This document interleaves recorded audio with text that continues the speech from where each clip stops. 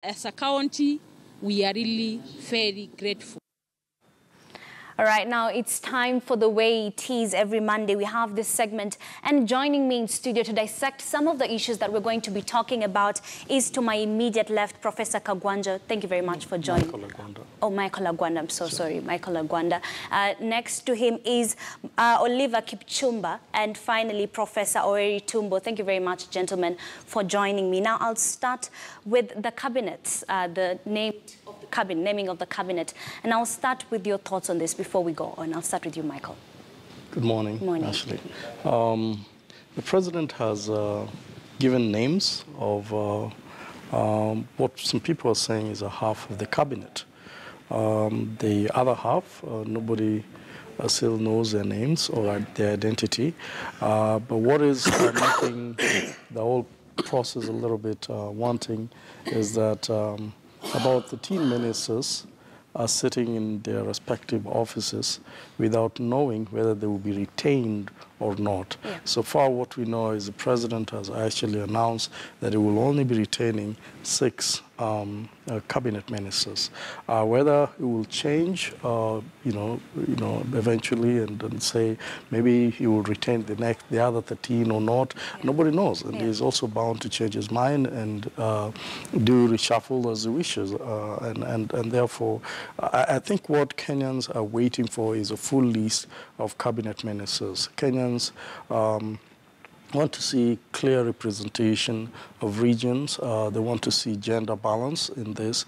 Kenyans want to see professionalism instilled, and they also want to see faces of politicians. Remember, what is making this a little bit complicated is that this is also a government that whether you like it or not, it's being shared between the deputy president and the president. And for that reason, as we think of a cabinet being constituted, we are also thinking of who are the people that are being brought on board by the deputy president and who are the people that are being brought on board by the president. However, it has to be very clear that the mandate of choosing the executive in this country squarely is constitutionally given to the president. And so he may decide to take the people that are seconded to him by the deputy president's office or not. And I think those are some of the discourse that are out there, and people are wondering whether this a seamless transition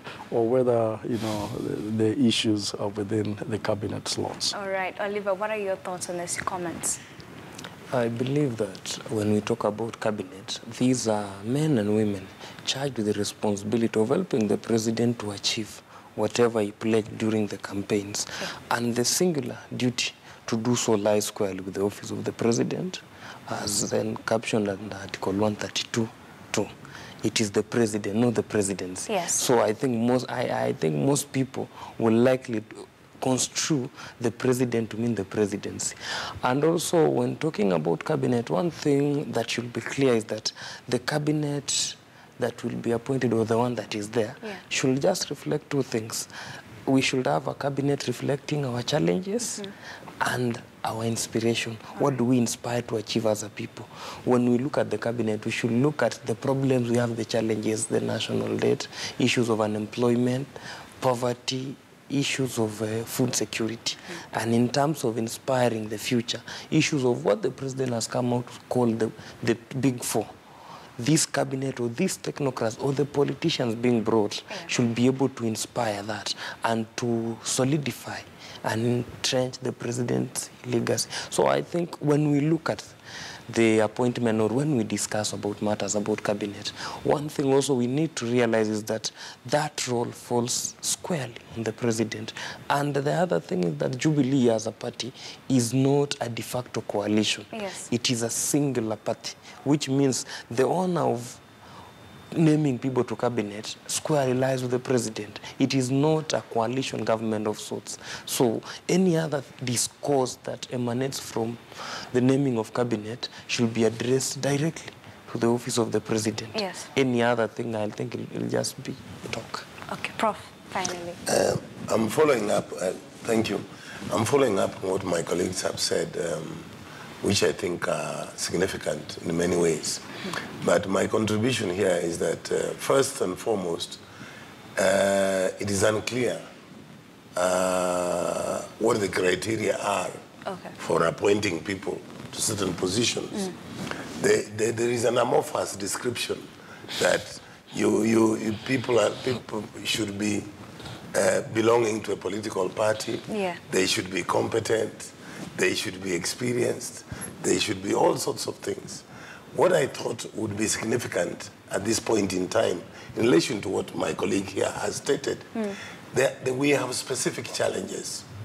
And for me, the primary challenge is to get ourselves away from ethnic myopia, whereby the primary qualification is belonging to a specific ethnic community. Secondly, it's important for us to remember that competition for political positions literally ended. Now, what the president is doing is simply appointing a management team to manage national aspirations towards improving the quality of life of our people. Now, there is an interesting challenge that has been all over the place for a very long time. He has made a very significant point that Jubilee Party is not a coalition. So you hear street arguments all over the place that, you know, the deputy president, all right? Yes. In this particular situation is simply number 2, all right, in government by virtue of how the party was constituted.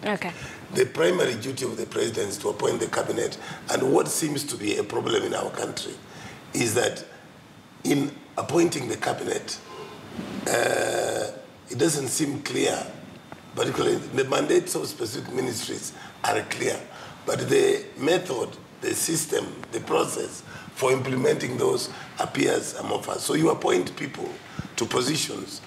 They take a long time to align themselves to the challenges, to get used to the job. And by the time they're beginning to perform, it's become a problem.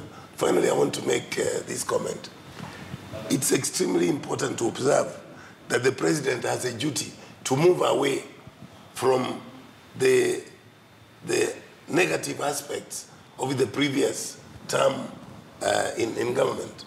For example, one of the challenges I noticed all along is that the president and the deputy president were saying one thing, but the cabinet and the principal secretaries were chasing completely different things. I'll give you an example. For example, there is an assumption that corruption is largely promoted by politicians. The reality is that corruption in this country is sustained, planned, maintained, propagated by civil servants. So when a politician comes into a ministry, the first thing is told that, boss, here we do it this way. We don't do it the way you are. So if you do not play this way, utapata, you will not get. All right. You've talked about so many interesting things, and you've talked about the criteria, and I would want us to talk more about that. But before that, I would like us to listen in to President Uhuru Kenyatta when he was naming the 6 candidates. To state that I am retaining the following persons in my cabinet and shall reassign them accordingly their duties in accordance with Article 152(5)(a). And these are the National Treasury, Mr. Henry K. Rotich. The Ministry of Tourism, Honorable Najib Balala. The Ministry of Transport and Infrastructure Development, Mr. James Macharia. The Ministry of Interior and Coordination of Government, as well as Acting Minister of Education, Dr. Fred Matiang'i. The Ministry of Energy, the Honorable Charles Keter, and the Ministry of Information, Communication, and Technology, Mr. Joseph Mushero. Further, in accordance with the powers conferred upon me by Article 132(4)(a), I have made the following appointments. Head of Public Service will continue to be Mr. Joseph Kenyatta. The Deputy Head of Public Service will be Mr. Wanyama Musiambo. The Chief of Staff and Head of the Presidential Delivery Unit will be Mr. Nzioka Waita. The Comptroller of State House will be Mr. Kenothia Mbogwa. In addition, and by the authority conferred upon me by Article 152(2), I have nominated and forwarded the names thereof to the Speaker of the National Assembly the following persons. For position of Cabinet Secretary, the Honorable John Munyes, the Honorable Okur Yatani, and Mr. Kiraiko Tobiko. All right, those are the names, the 6 that were retained, and also the 3 that also the names have been forwarded for vetting. Now, Michael, I'll come to you. Prof said the issue of criteria. And here we are seeing 6 cabinet secretaries have been retained, among them Najib Balala, Henry Rotich, Fred Matiang'i. Do you think they deserved to remain in these specific seats? Well, I think what we're looking at here, first of all, is the criteria that Prof was talking about. Yeah. I have to say that what we've seen in this country, whether it is the late Kenyatta's tenure, Moi's tenure, President Kibaki's tenure, as well as President Uhuru's tenure, has been more or less a place where you reward your cronies and buddies. Mm-hmm. I think the departure was after the new constitution, the 2010 constitution, where the law now allowed the president to choose executives outside parliament. Previously, it was within the parliamentarians to become ministers. Yes. And so it was obvious that if you had to be a minister in the old constitution, you had to be an elected member of parliament. Mm-hmm. That season, 2010, constitution. And now the president has leeway of choosing executive from the professional circle, from, you could get them from anywhere in this country, and from the political circle. What happened in the last government is the president and the deputy president decided to get people that were technocrats. Yeah. And a lot has been said about the cabinet ministers that are now outgoing. They were so technocrat that they forgot that the president and his deputy were actually politicians. Mm-hmm.